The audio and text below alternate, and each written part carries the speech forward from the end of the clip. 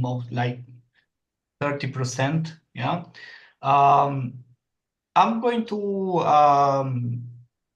oh, wait. I still have to admit people here. Nice. All right. I will take care of it.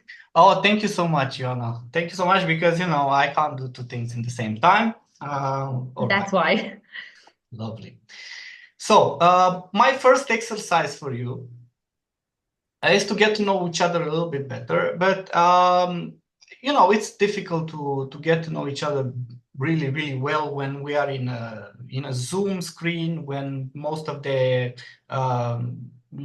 boxes are black and you can't see anything there. So, my suggestion for you is to take a look around you in your physical space. Yeah. All right. Let's see if you take looks around you. Yeah. Take a look around you. Or oh, hello, Farid. Or take a look inside you. Yeah. So we have two options: a look around you or a look inside you. And I want you to come up with something that is unique for you, that defines you, something that can say, this is just for me, this is mine, I am like this. Or you can show us an object that can define you, that can say that I am like this. Yeah? And I'm going to start. Yeah? So I took a look inside me because my office is pretty messy and I don't want to show you anything from here.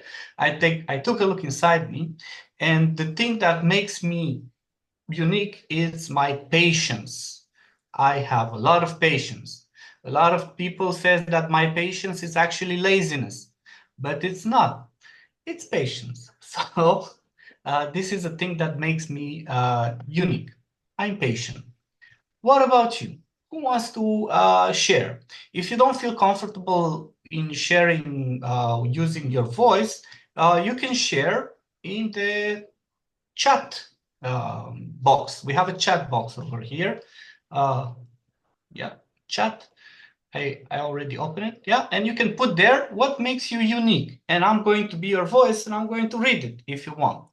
But I encourage you to share a little bit about yourself in the next 5 minutes. So who wants to start? Can I start? Yes, please, Daniel. Yes.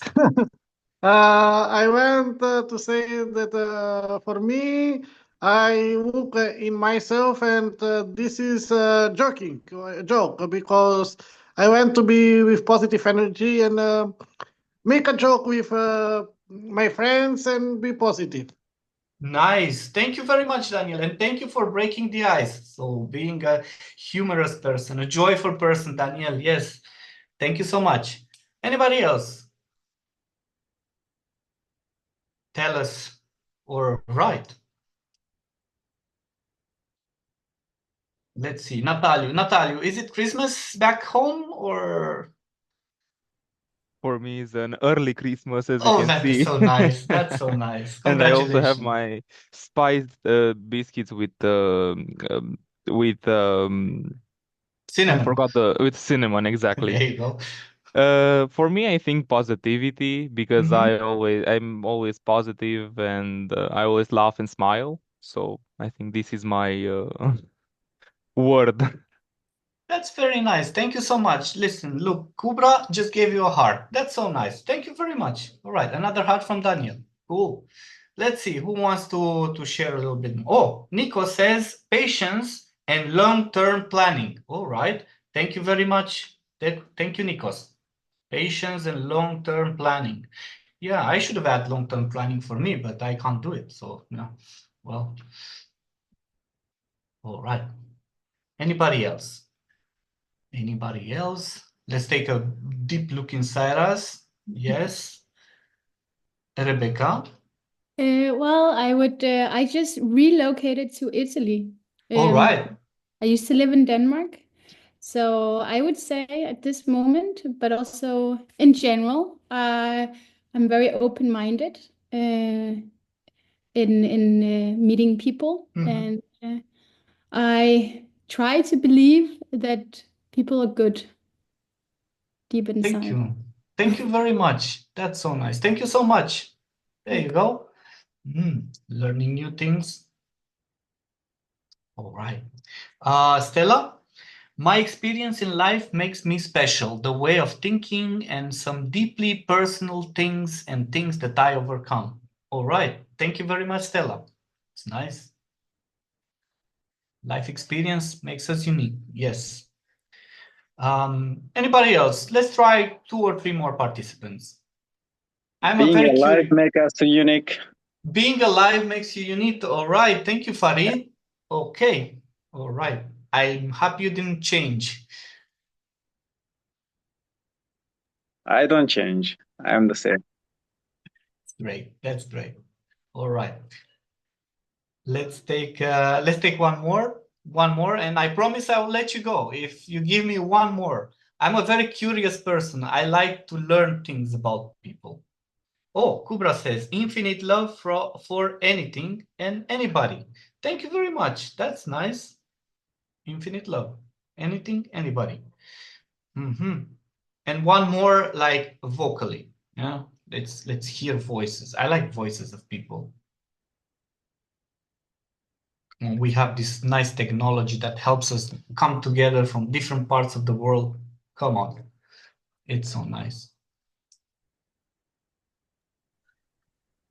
In general, colorful. Colorful. All right.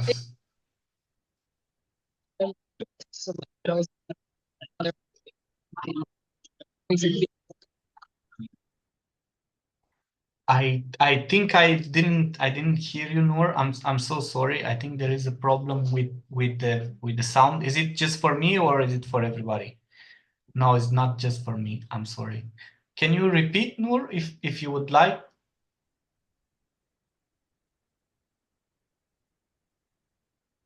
You're also pressing buttons now? All right.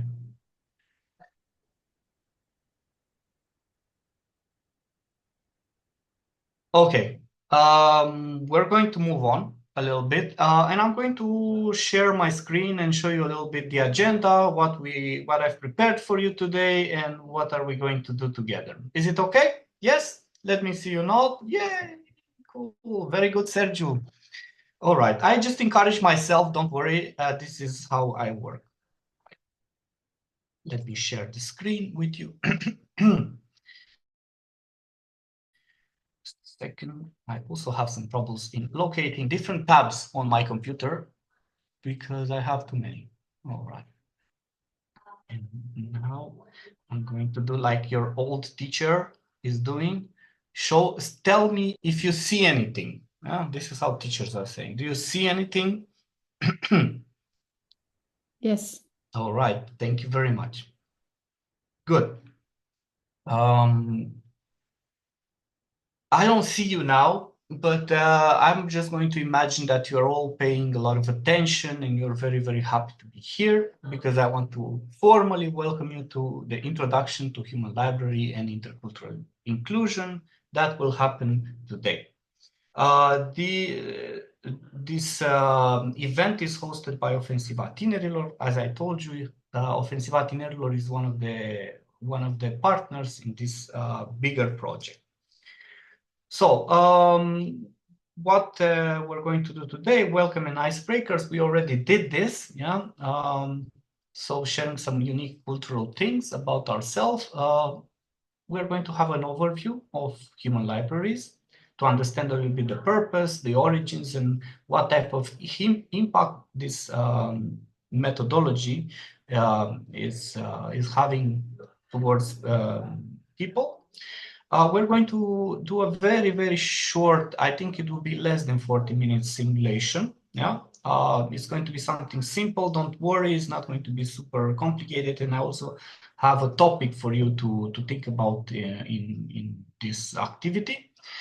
We're going to have a group reflection, and after that, we're going to close the activity, and I'm going to deliver to you evaluation form. Yeah.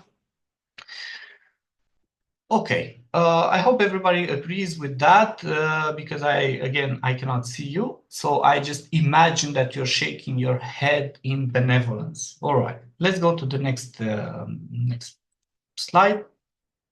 We did this. So let's talk a little bit about what is it. Some of you already know, but for the ones that are not super aware about human libraries, I have here a definition. A human library, it's an event or an initiative where people, books, volunteer to share their personal stories of their lived experiences, often around topics that challenge stereotypes, challenge discrimination, challenge taboos that are happening in the society, and so on. Yeah? And with some of you, we already talked about it, and we already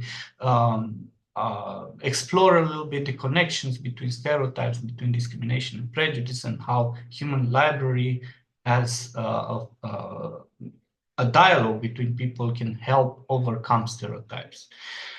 This is the main purpose, is to foster understanding, to foster empathy and dialogue by allowing others, the readers, to ask questions and gain insights directly from these books. And I have here a guiding principle of human libraries is don't judge a book by its cover. Everybody knows this.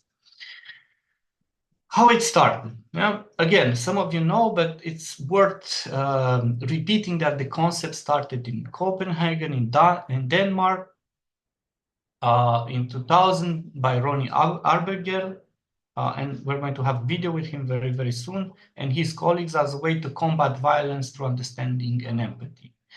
Since then, it has grown into a global movement with human libraries held in over 80 countries.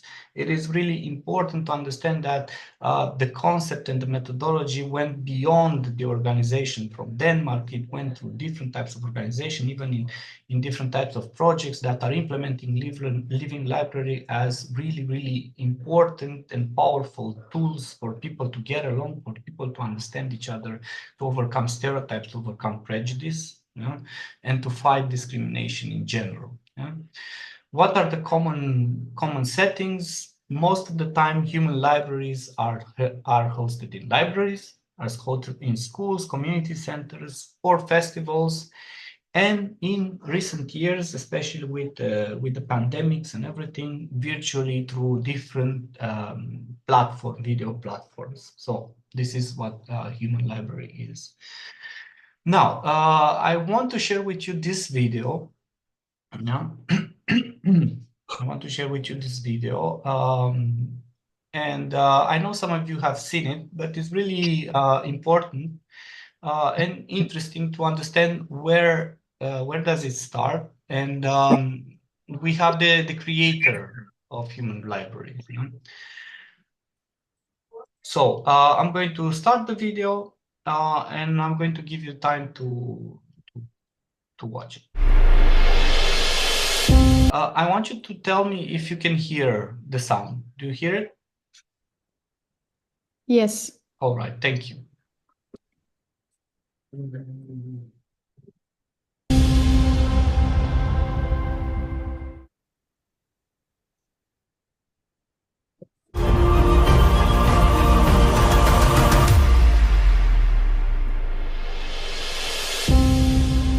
My name is Ronnie, and I'm here to share with you today a little bit about the Human Library. I don't know how many of you heard of us before. We've been around for a while because 17 years ago, me and my colleagues from Stop the Violence in Denmark decided we were going to try and create a safe space where we could challenge stigma and stereotypes through dialogue. A place where you could walk in, borrow a human being, and talk to them about a very challenging topic. Ideally, we wanted people to talk about issues that they normally would not talk about or potentially don't like to talk about, but that we need to talk about. I came here today to share with you our idea.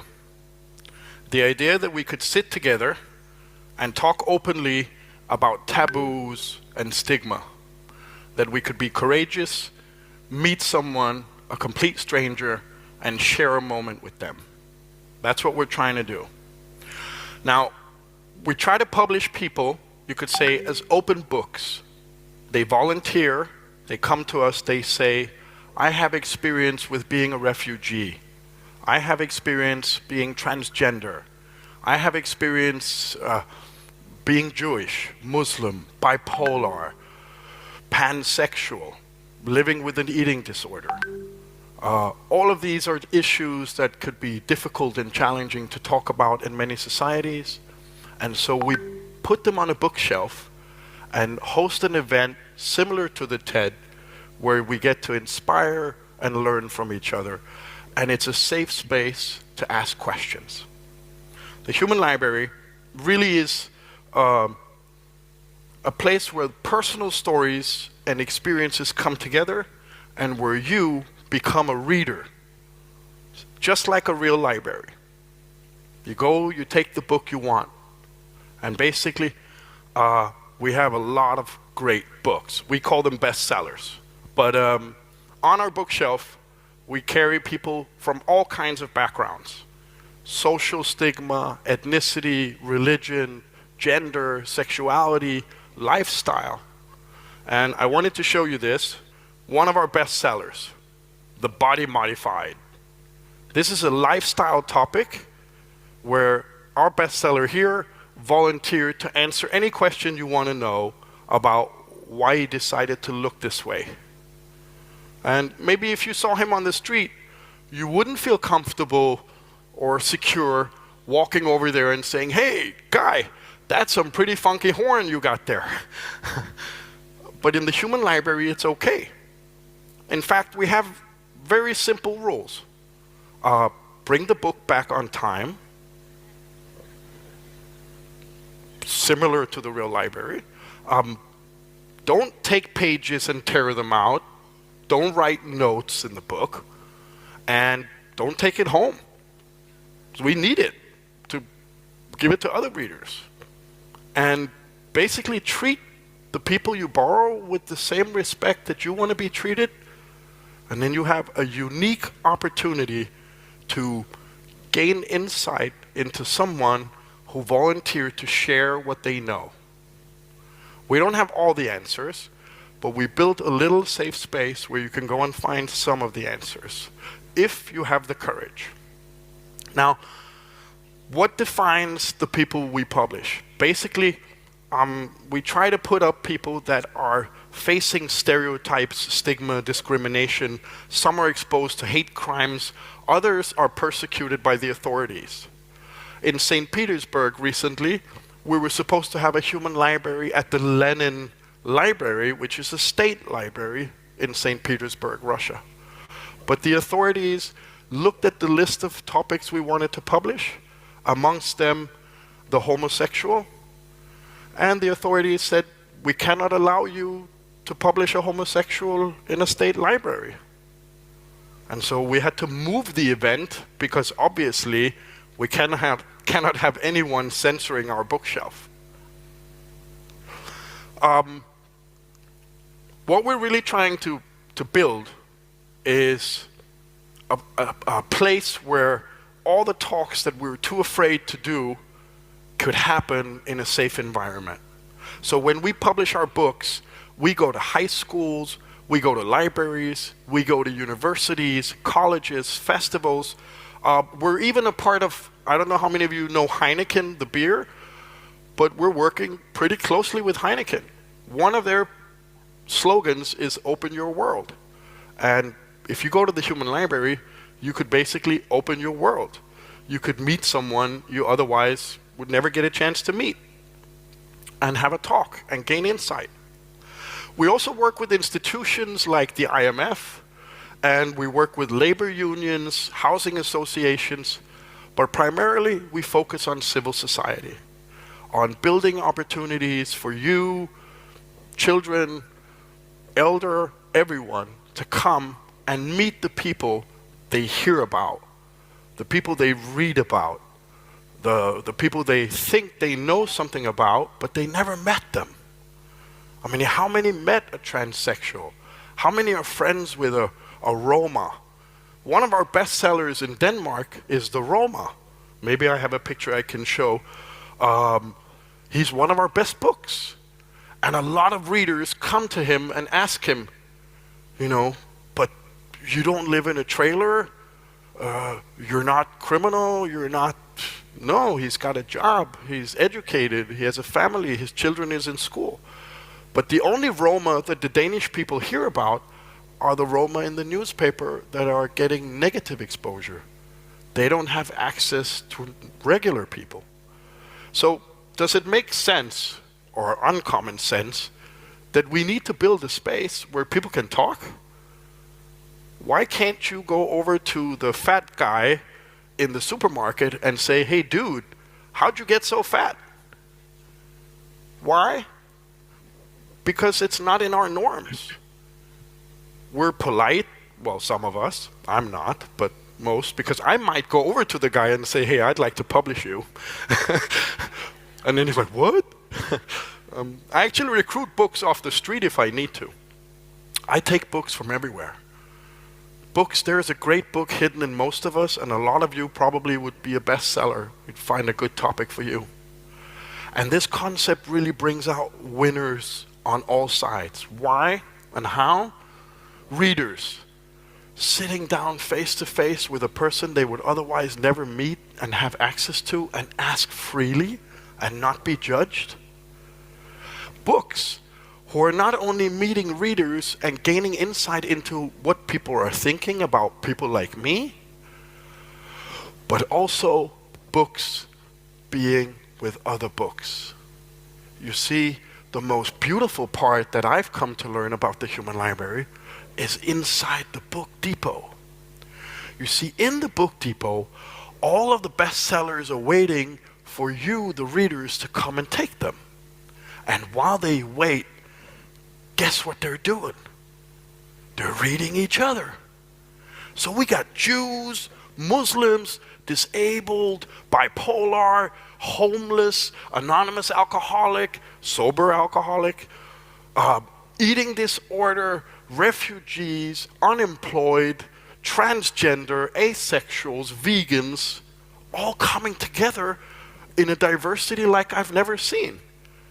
So the beautiful part, the meeting between the reader and the book, and where we're actually touching and meeting each other, is great, but behind the scenes, these people become friends. Here's a trans, a body modified, and a pansexual who are now colleagues, bound together in their volunteer work to build social change in the society. It's a beautiful mission. Why do books volunteer? Why would someone facially disfigured or one of our victims of incest, why does Camilla volunteer to talk about being a victim of incest? Well, let me give you an example of what happens inside. Because we work really hard to build a space where readers feel safe asking personal questions. So a reading will typically last half an hour and will start with 5 minutes where the book is going to say, hi, my name is Ronnie. I am your bereaved title today. I lost my wife 4.5 years ago. I volunteered to answer questions because I've learned that talking about death and bereavement and sorrow is a big taboo, and I'm prepared to talk to you about it if you want. I'll open up like that, making you feel safe, making you understand I volunteered, I'm here to answer questions. If you ask me something I don't want to answer, or maybe I don't like talking about it because it's too personal, I will say to you that that page hasn't been published yet. I'm very sorry. And so will all of our books, because we trained them to be books. We prepared them to be books. We vetted their content. We built their covers. We put their chapters together to protect them and to ensure everybody had a good experience. Now, Camilla is our victim of incest, and a couple months ago, well, it's more than that. It was August last year, to be honest. We had an event in Denmark in a public library. A man comes in, and when we're in a public library, we have a desk, just like the real library. And at that desk, we have librarians. And those librarians have a list of catalog, a list of all the topics we have on our bookshelf today available to you. And then they'll go through the list with you. You're going to see something, wow, oh wait, that's what I want to know about. Give me the deafblind. Camilla got picked up by a reader, and she came to me after the reading and she said to me what happened. She told me this. The man starts, after she opened the session, explaining her name is Camilla, she's a victim of incest, and briefly what happened and why she volunteered to be a book. The man said to her, well, I came here today to borrow you because I am a pedophile.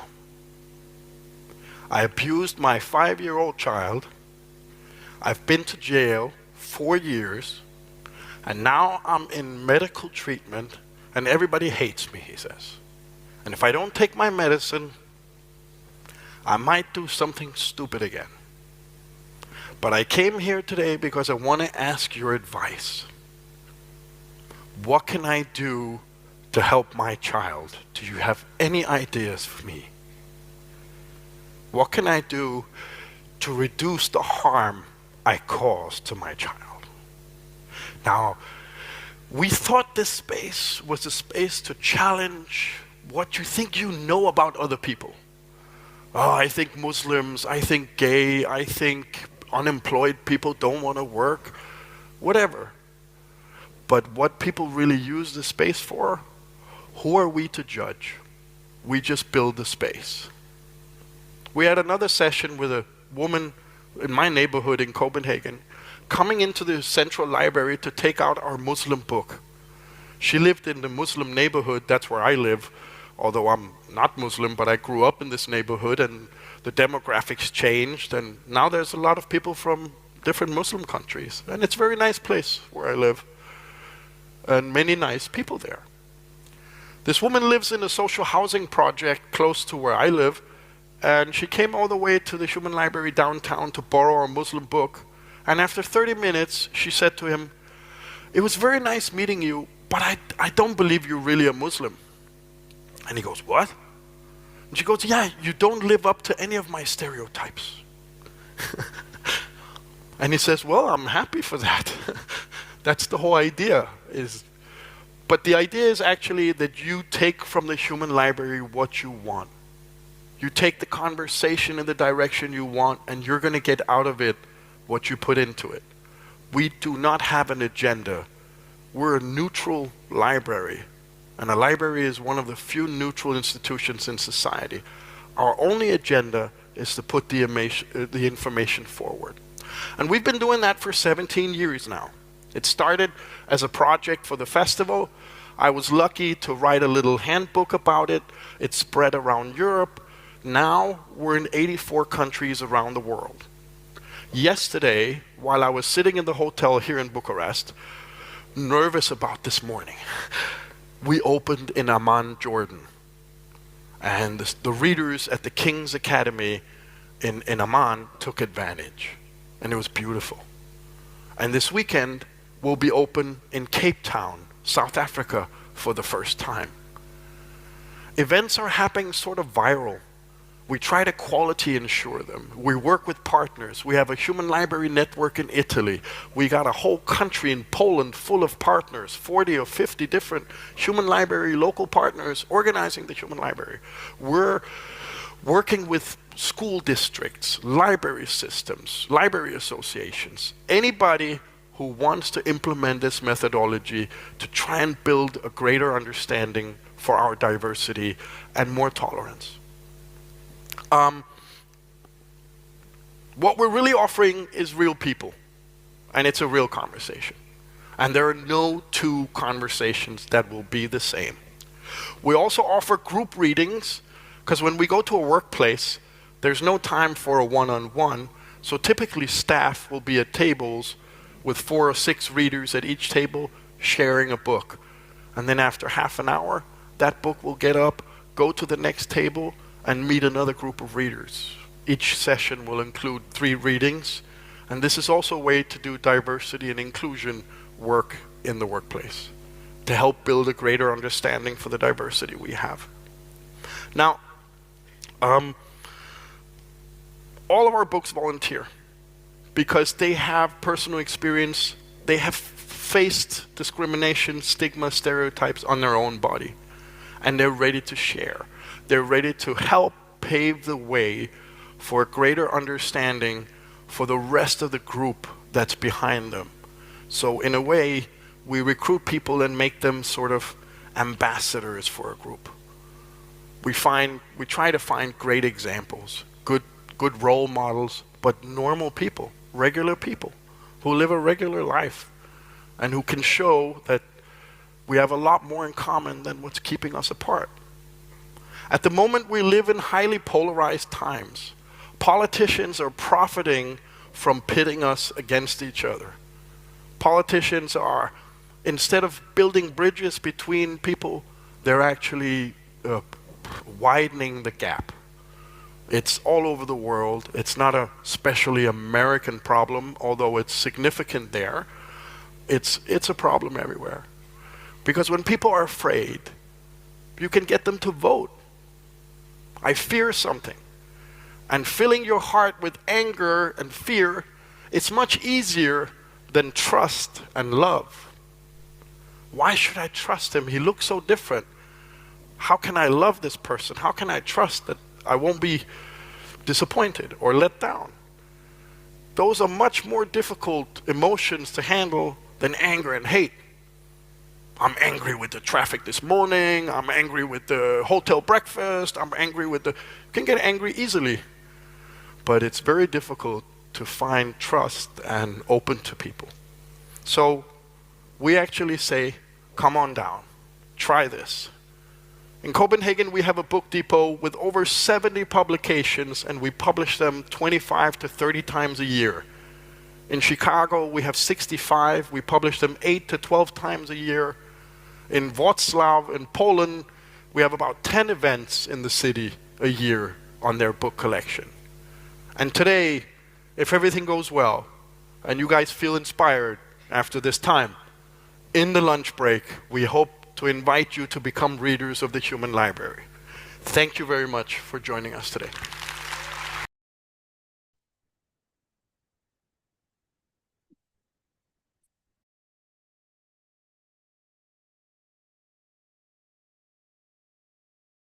All right. I'm coming back. I am back. Are you back with us? All right.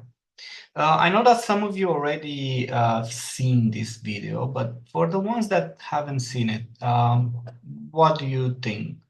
Give us some thoughts about just as a bit of information. The guy that you've seen there is Ronnie Abergel.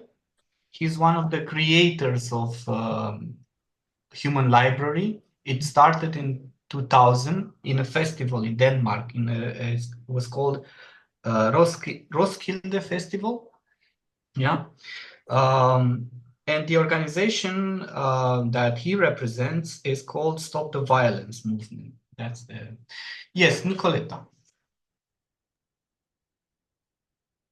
Good evening to everyone. Can you hear me? Can you see me? Can you hear me? We can hear you perfectly.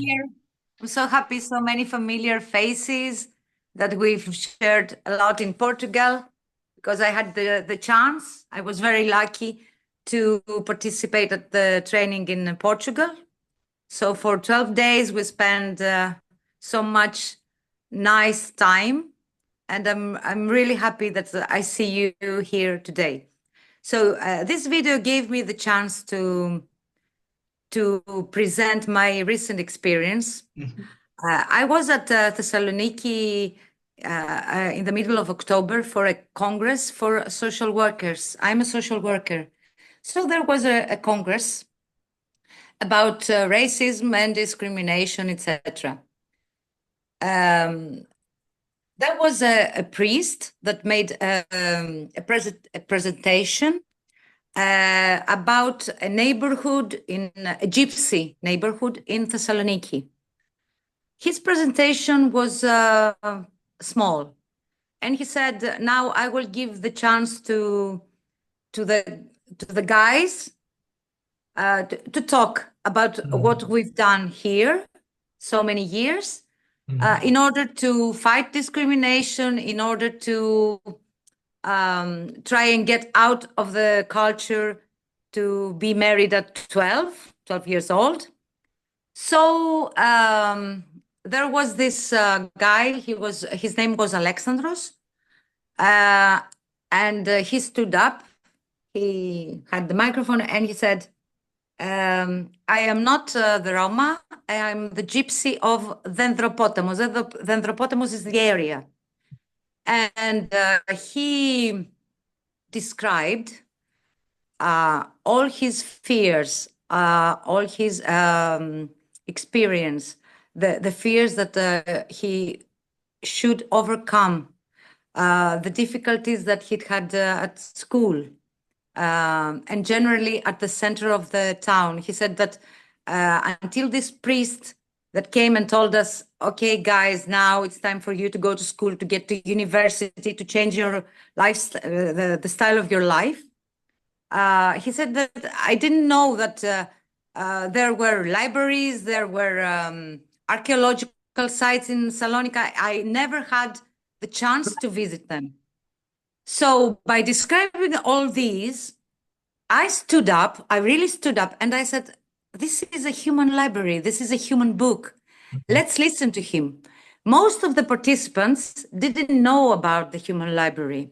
I think that this great thing with the human library and the participation of people to such programs is to disseminate what a human library is, what a human book is. Thank you. Thank you very much. I completely agree. There are opportunities to have this kind of readings everywhere, and a human library organized in a nice way. It's a great opportunity to do that. Thank you so much.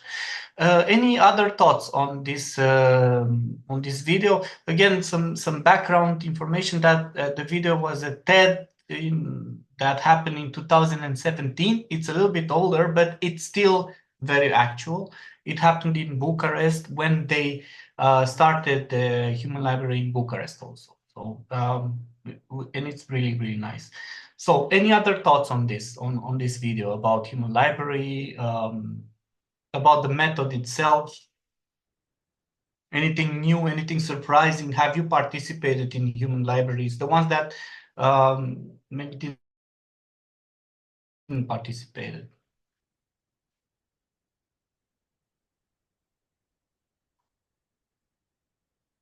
All right, silence, it's an answer. It's fine. It's all right. Okay, let's continue a little bit with my slides, if that's okay with you, because I have like two or three more slides to share with you.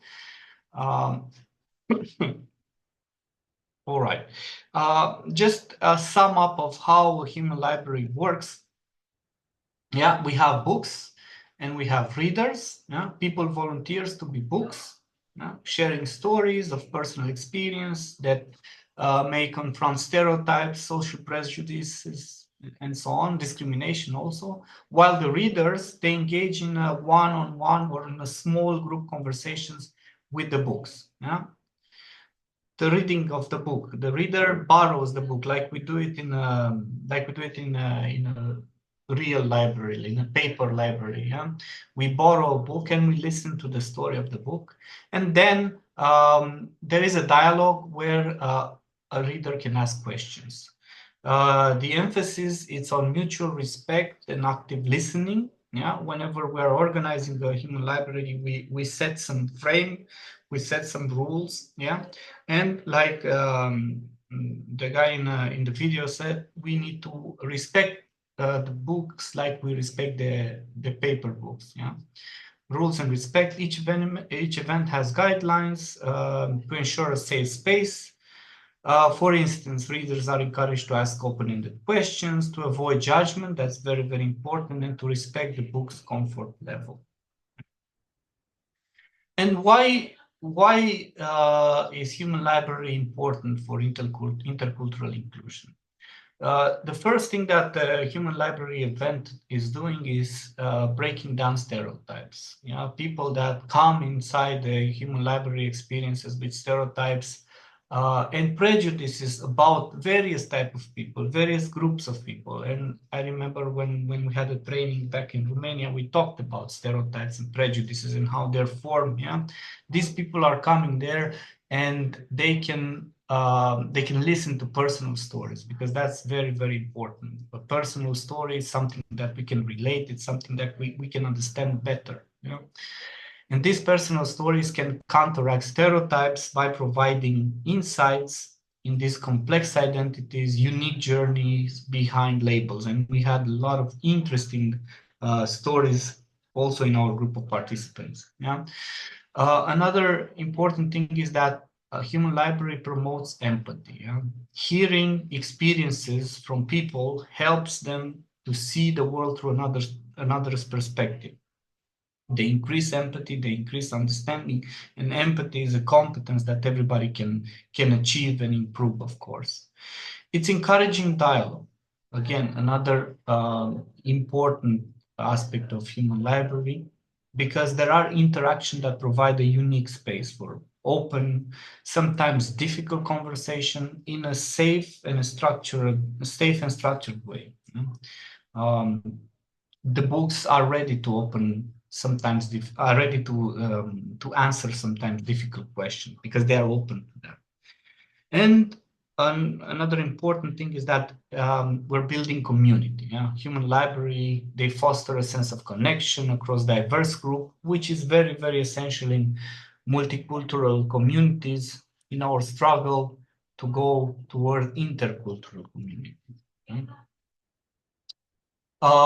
There are different types of stories and different types of themes that are explored in Human Library, but the most common one are the stories that cover ethnicity, disability, mental health, gender identity, faith, addiction, immigration. Yeah? And I put here some example topics of Human Library: living with autism, life as a refugee, overcoming addiction, breaking cultural traditions, growing up LGBTQ, and so on. So there are different types of stories, but these are not limited only to these ones.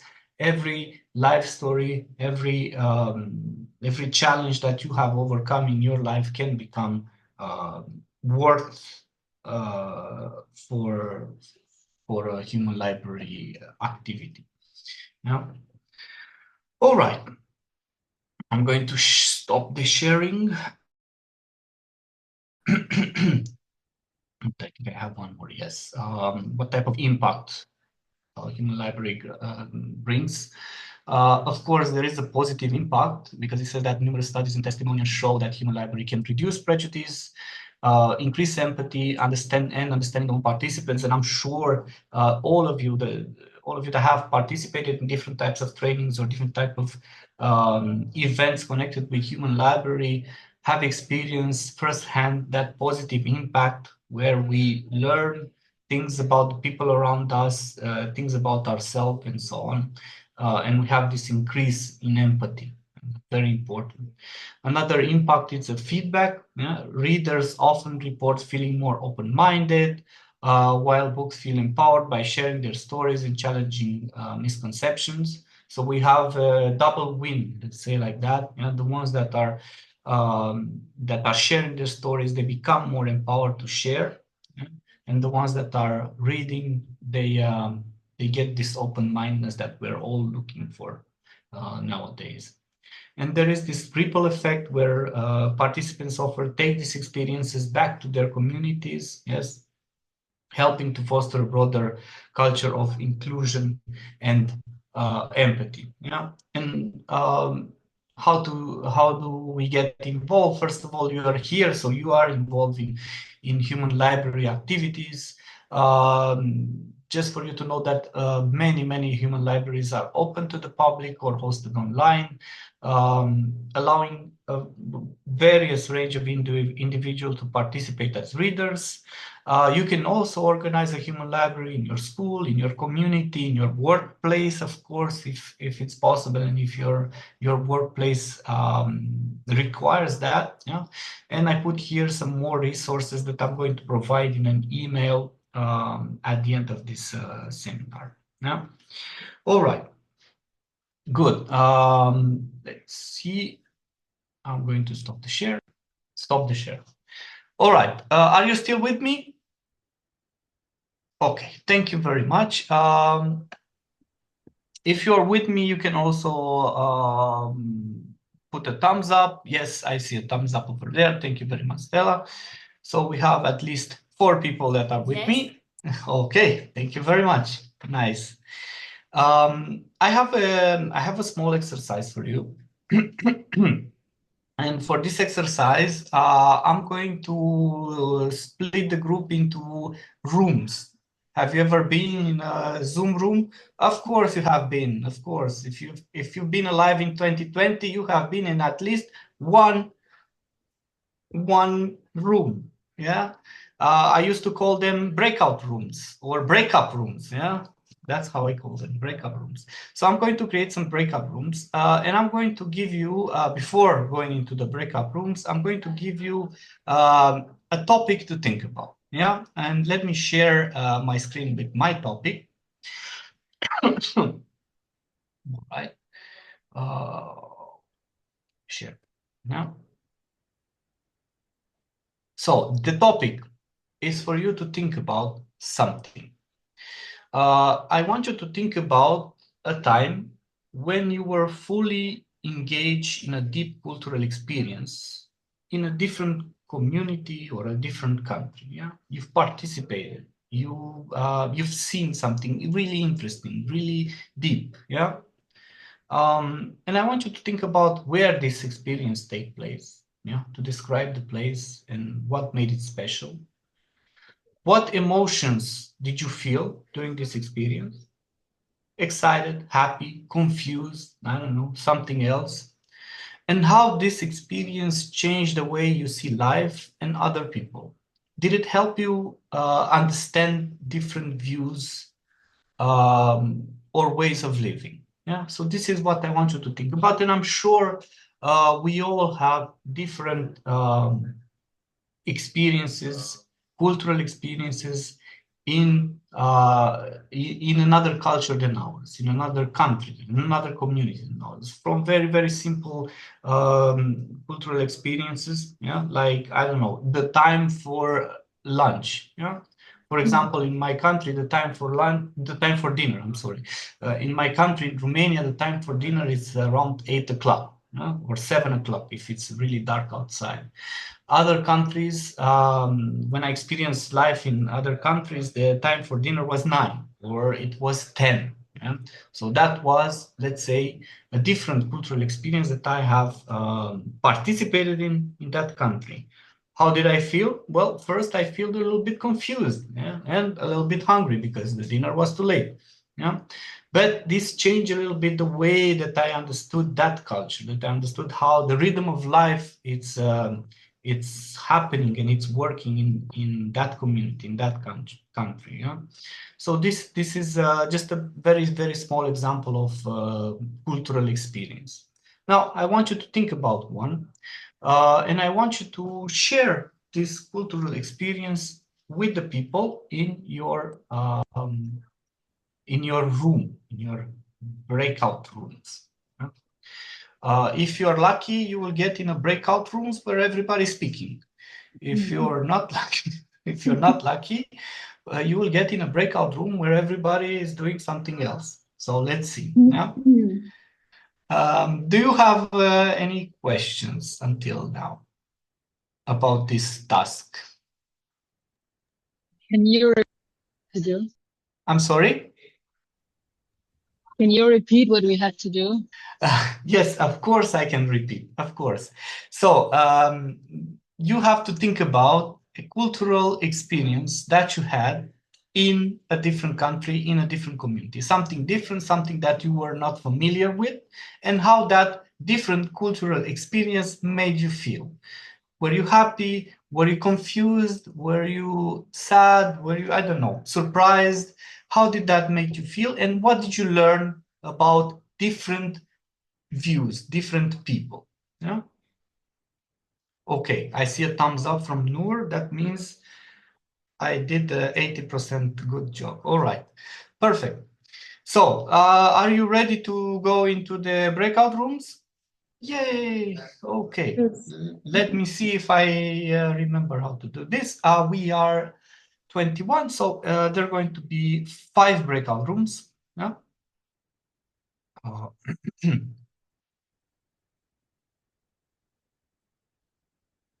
We're going to have, let's say, 10 minutes for this sharing. Yeah, I think 10 minutes it's enough. Yeah. Create, and I'm going to open.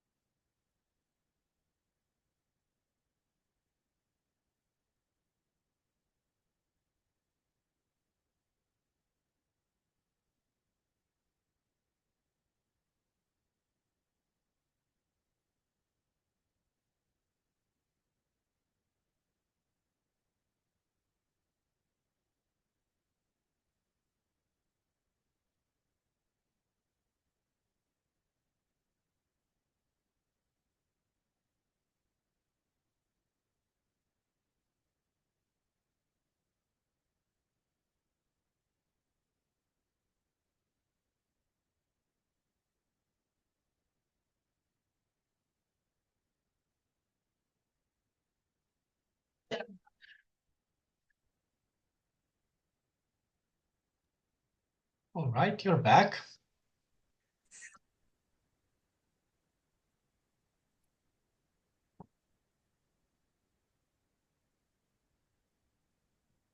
Let's wait for everybody to come back.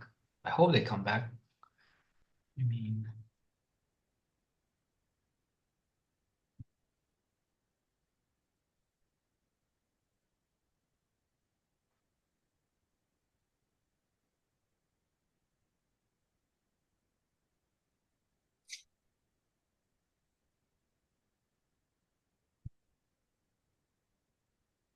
Ashot, how are you?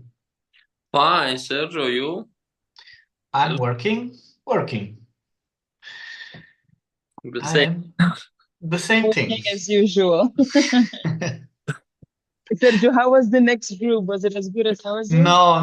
It was terrible. I was thinking about you all the time. Yes. We Again, missed you too. Ashot, shut up. why me? You were not in the second group, right? You were not. Yes. Yeah, we are the same room. Okay. But someone just want to leave so fast. No, I didn't want to leave the room. Nobody wanted to share other than us two. Okay. It's fine. It's all right. Yeah, that's fine. All right. It's the most important thing is that everybody comes out of the rooms with a smile on their face, and that's nice. With the smile on we their did. face, yes, and with the camera on. Sorry?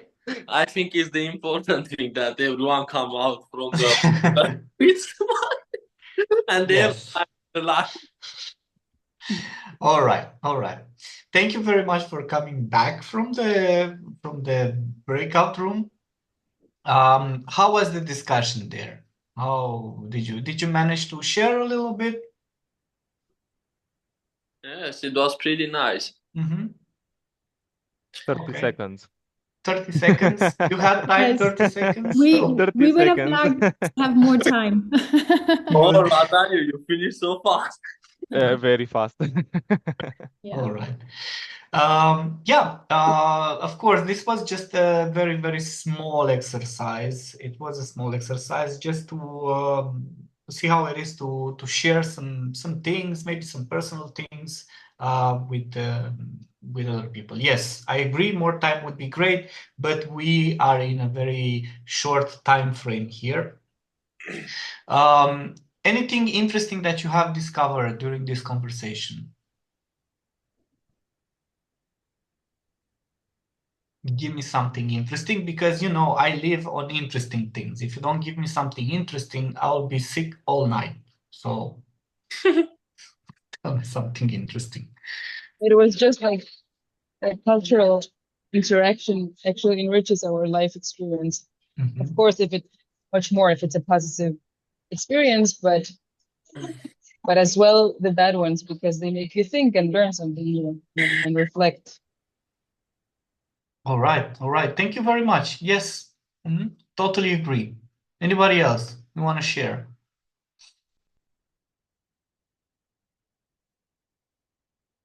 We got nothing. You're gonna get sick. No, I got something from Noor and I got some words from you, which they're perfect. It doesn't matter what you say, Farid. For me, it's gold. Don't worry.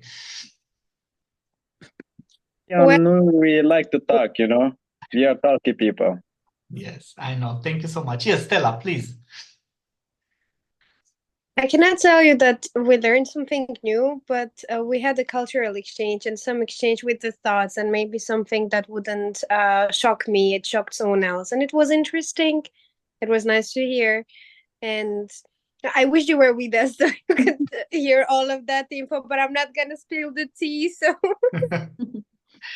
Yeah, I understand, but I think it's better for me not to be with you. I think you get along better without me, I see. Yeah, everybody's happier now. Huh? Okay. Yes.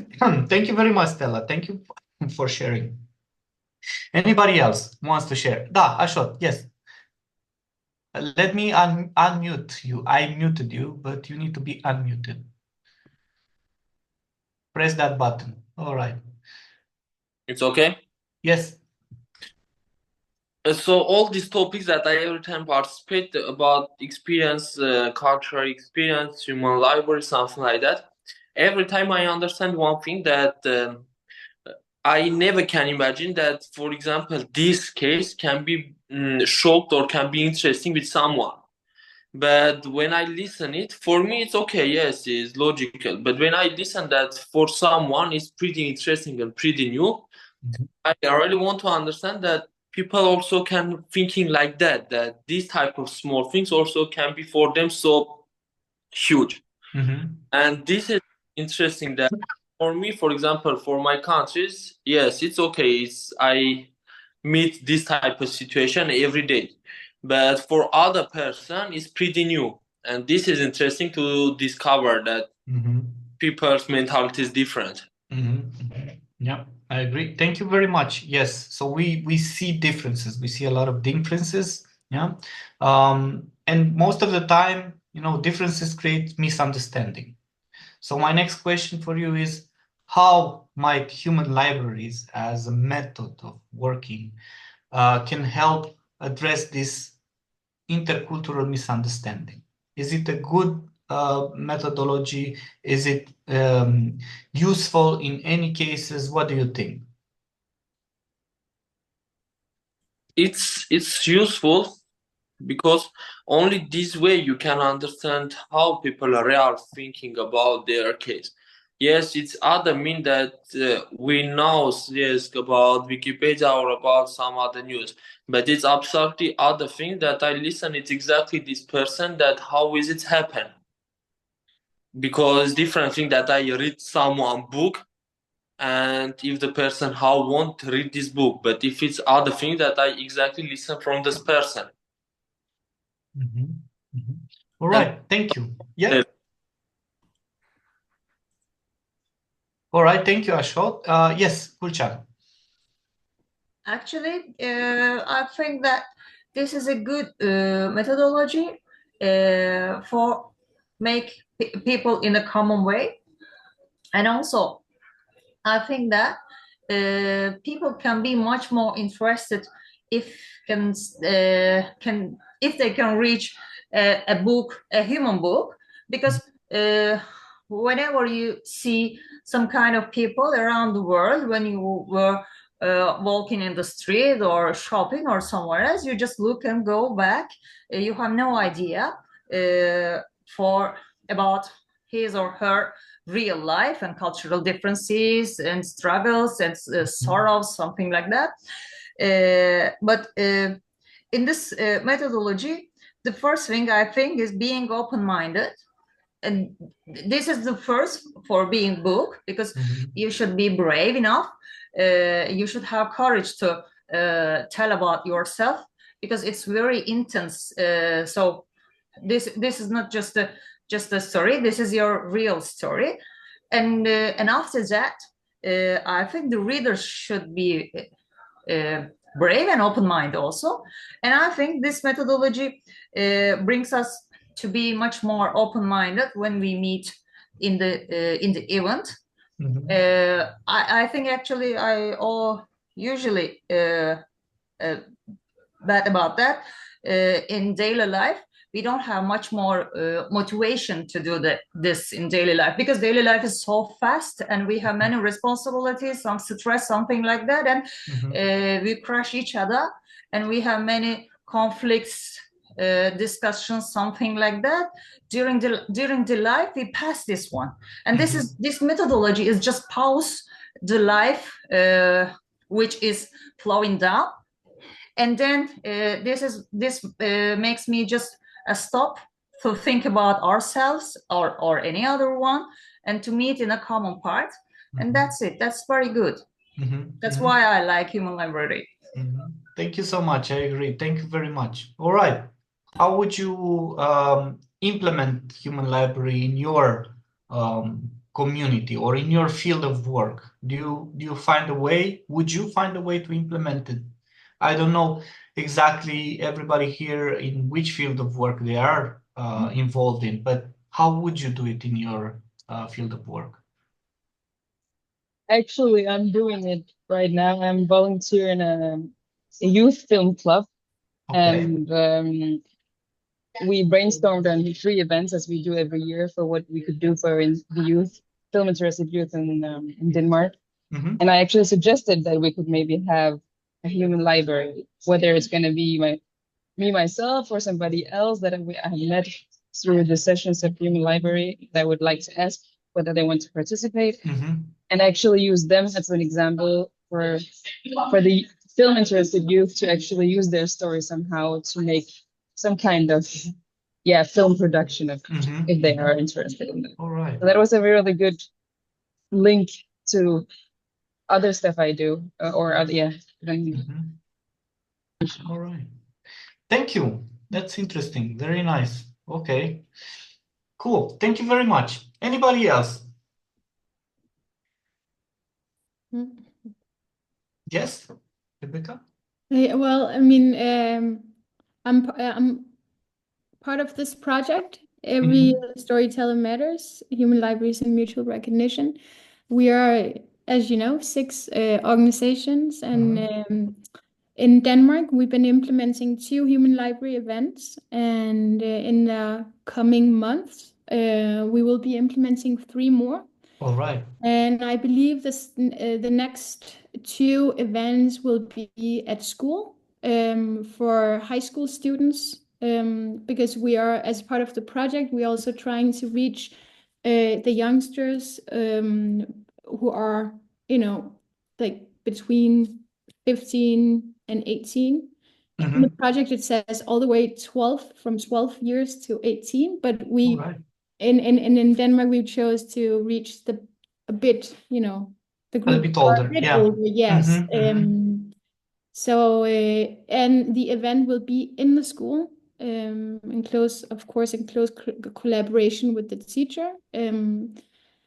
And then we will also, the 3rd event will be an online event where I'm hoping that it will be with one of our books who is comfortable speaking English, telling her story in English, and then we would want to get participants, readers from not only Denmark but all over the world. All right. Thank you very much. Thank you for sharing that. You're welcome. A lot of work. You're doing a lot of work in this field, and also I feel that online events have a lot of potential. They have a lot of potential if we can use them in a proper way. Yeah. Yes. Thank you Yes, so I much. think my challenge so far with the online event is actually the books. They don't feel too comfortable. Comfortable to be They online. they want to be in the safe space, to be able to have the human contact and the coziness of being in the same room as the readers.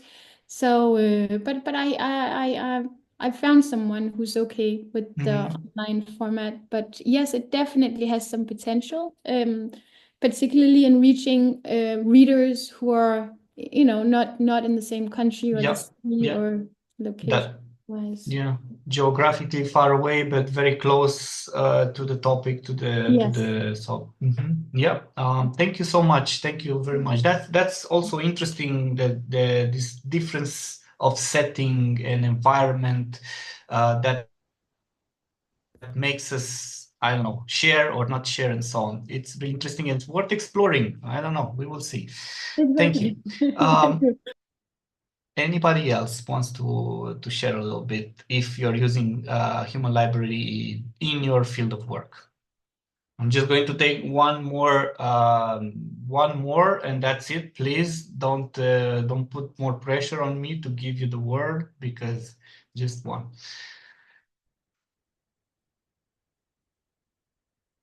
All right. Okay. As a conclusion of today, can you give me a few words? How was it? Interesting as always. Yeah. Oh, thank you very much, Noor. That's nice to hear that. We love the way you do it. It's always that calm, and yeah, I love it. Thank you so much. I really appreciate. And I have Stella that says that was very interesting and nice, and thanks. Thank you also. It was very interesting. It was very, and I feel that I experienced to hear others about their cultural shock or something like that. It was very good. All right. I'm happy that you've participated, Natalia, because I know you didn't have time to join us when we did this in Romania. So I'm really No, happy I that didn't. that I you're wanted here to see how it is. and It to was amazing. get a little bit of taste of what human library is, because it's really interesting. It is really interesting and it's engaging in the same time. Yeah. Thank you. All right. Anybody else? Okay. I think Yeah, that's. and I would like to thank you for you, and I'm very happy to see the friends also. And it was not kind of webinar; it was just kind of a chat for me. I feel very comfort here, as you know, and I always appreciate and admit your techniques. So I just want to thank you again. Thank you so much. And I'm really happy that you didn't feel it as a webinar and more as a space that you can talk and you can share. That was my purpose for this 1 hour and a half. So thank you very much. Thank you for that feedback. I will put in the chat a feedback form. Can I say also? Yes, please. Sorry, Daniel. Yes. I want to say this human library is useful topic is good, but I think this is how is your communication skills? Because if you are offensive in communication, if you have an offensive character, like you can explain good everything. You will and others will understand you, but if you are defensive, nobody will understand you. Okay. All right. Yes, thank you. I agree. It depends on how you open as a book and also how you open as a reader and what type of communication are you practicing. Yes, that's true. And I remember that we did some activities on how do we communicate, how do we story tell. Yeah, how do we tell our stories? And going back there, this is going to be the topic for our next webinar, storytelling. Yeah, it's going to happen on the 5th of December, yeah, 3 days before my birthday. And one day after my birthday. And one day after yours, yes. And I put it there. And also 3 days after my leaving home. All right. I'm counting days. It's going to be online, so you can join. Yeah. You can join us, of Yeah. course. So on the 5th of December, we will have the second webinar. It's going to be about storytelling, and I promise I'm not going to do the same activities like I did in Romania. I'm going to do even better, right? Yes? Okay. All right. So please go on the feedback form if it's possible. I'm going to send it also to all of you in an email this evening. Yeah. It's really important to do the feedback. It was provided to me by the organization that is doing the evaluation process, and it's really important for them to have some data about your participation here. All right. It's 7:29, so that means it's over. Thank you very much for participating. You have been the best group that I have ever seen on a screen. All right. Is it good? Is it good, Nor? Yes. All right. Good. Thank you very much. Have a great evening. See you in 1 month. Thank you Take care, everyone.